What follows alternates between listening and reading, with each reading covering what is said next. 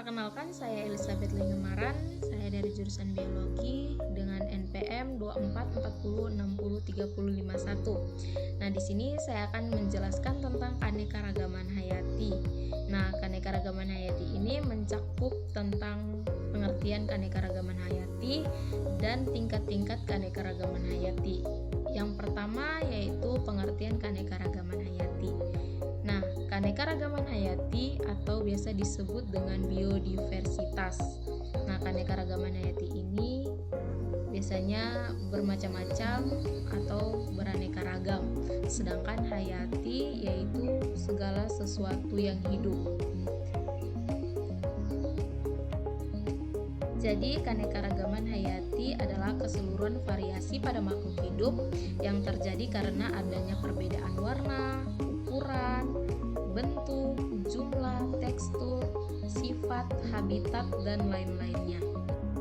Jadi, benar-benar keseluruhan ini bervariasi pada makhluk hidup. Nah, variasi pada makhluk hidup ini bisa terjadi karena adanya adaptasi dan evolusi. Nah, adaptasi ini adalah penyesuaian diri dari makhluk hidup terhadap kondisi lingkungan yang berbeda. Sedangkan evolusi itu artinya perubahan yang terjadi secara lambat sehingga munculnya adanya spesies-spesies yang baru. Makanya hal tersebut dinyatakan sebagai keanekaragaman hayati. Dan yang kedua adalah tingkat keanekaragaman hayati, yang mana tingkat keanekaragaman hayati ini terbagi menjadi 3, yaitu yang pertama keanekaragaman tingkat gen, keanekaragaman tingkat spesies, dan keanekaragaman tingkat ekosistem. Mempelajari tingkat keanekaragaman hayati yang pertama, yaitu keanekaragaman hayati tingkat gen, yang mana keanekaragaman tingkat gen ini disebabkan karena adanya variasi gen atau struktur gen dalam suatu spesies makhluk hidup. Nah, jadi keanekaragaman tingkat gen ini terjadi pada spesies yang sama atau sejenisnya. Nah, keanekaragaman tingkat gen ini biasanya disebut dengan varietas, yang mana salah satu contohnya itu seperti bunga mawar. Nah, bunga mawar ini memiliki warna yang banyak tetapi bentuknya yang sama. Ada yang berwarna merah, ada yang berwarna putih, ada yang berwarna ungu, dan lainnya. Nah, begitu juga dengan manusia. Nah, manusia ini mempunyai bentuk yang sama, tetapi perbedaan ciri fisiknya, seperti ada yang tinggi, ada yang pendek, ada yang kulitnya putih, ada yang hitam, ada yang rambutnya keriting, ada yang rambutnya lurus. Nah, contoh-contoh tersebut termasuk ke dalam keanekaragaman tingkat gen. Yang kedua yaitu keanekaragaman tingkat spesies. Nah, keanekaragaman tingkat spesies ini ditemukan pada komunitas atau kelompok berbagai spesies makhluk hidup dalam genus atau famili yang sama. Jadi, walaupun mereka berbeda spesies, tapi mereka berada dalam satu genus atau famili yang sama. Contohnya seperti singa, macan tutul, harimau, dan kucing. Mereka berbeda jenis, berbeda habitat, tingkah lakunya, tapi mereka tergolong satu famili yang sama, yaitu Felidae. Yang ketiga yaitu keanekaragaman tingkat ekosistem. Keanekaragaman akibat perbedaan letak geografis yang menyebabkan perbedaan iklim. Nah, perbedaan iklim ini dapat menyebabkan terjadinya temperatur curah hujan, intensitas cahaya, dan lamanya penyinaran.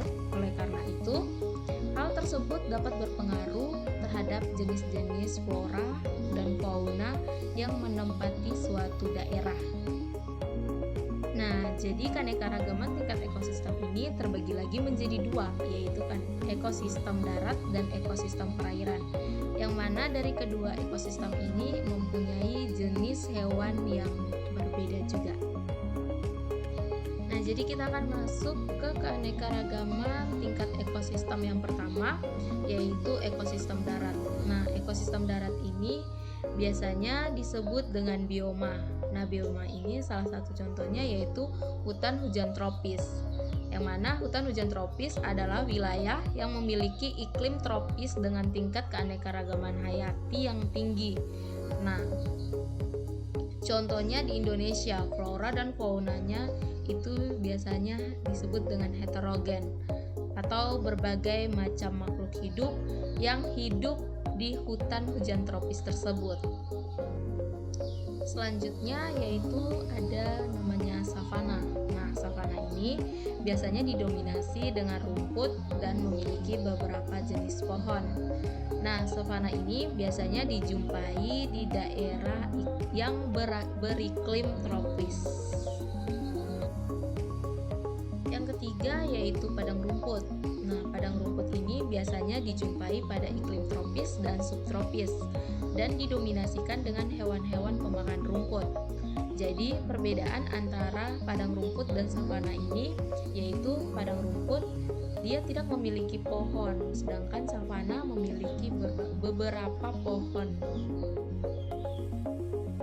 Yang keempat yaitu gurun, yang mana gurun ini memiliki temperatur udara yang ekstrim dan curah hujan yang sangat rendah.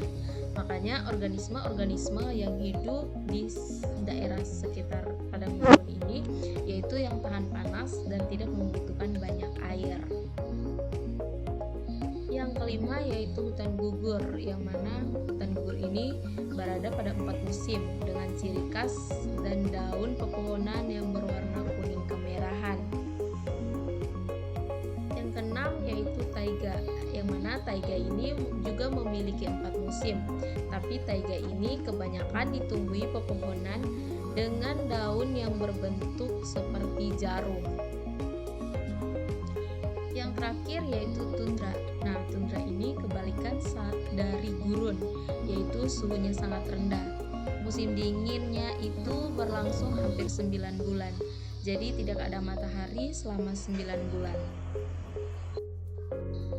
Selanjutnya kita akan masuk ke keanekaragaman ekosistem yang kedua yaitu ekosistem perairan, yang mana ekosistem perairan ini terbagi menjadi 2 yaitu air tawar dan air laut. Jadi, ekosistem air tawar ini mempunyai suhu yang rendah, salinitas atau kadar garamnya juga rendah, serta penetrasi cahaya mataharinya juga kurang.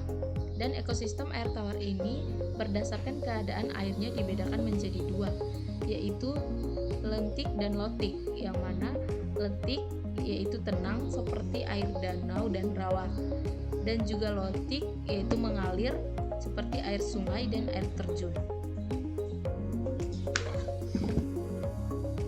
Selanjutnya air laut, yang mana air laut ini berdasarkan macamnya dibedakan menjadi laut dalam, terumbu karang, dan estuari atau padang lamun, hutan mangrove, pantai pasir, dan pantai batu.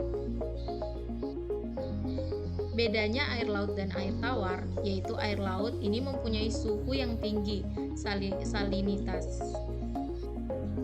Bedanya air laut dan air tawar yaitu air laut mempunyai suhu yang tinggi, salinitas atau kadar garamnya itu tinggi, dan penetrasi cahayanya juga tinggi. Perbedaan antara air tawar dan air laut ini yaitu flora dan faunanya juga berbeda. Selanjutnya komponen biotik ekosistem perairan. Nah, komponen biotik ekosistem perairan ini adalah organisasi akuatik. Ini dibagi menjadi 5 kelompok besar, yaitu yang pertama adalah plankton. Nah, plankton ini adalah organisme perairan yang bergerak pasif. Jadi plankton ini bergerak hanya mengikuti arus, contohnya seperti fitoplankton dan zooplankton. Kemudian yang kedua adalah nekton. Nah, nekton adalah organisme perairan yang bergerak aktif, contohnya seperti ikan dan katak. Kemudian yang ketiga adalah neuston. Nah, neuston ini yang mengapung pada permukaan air, contohnya seperti teratai dan serangga. Yang keempat adalah bentos. Nah, bentos adalah organisme yang berada di dasar perairan, contohnya seperti udang, kepiting, dan cacing. Kemudian yang terakhir yaitu perifiton. Nah, perifiton ini adalah organisme yang melekat pada organisme lain, contohnya seperti ganggang dan siput. Itulah penjelasan singkat dari saya tentang keanekaragaman hayati.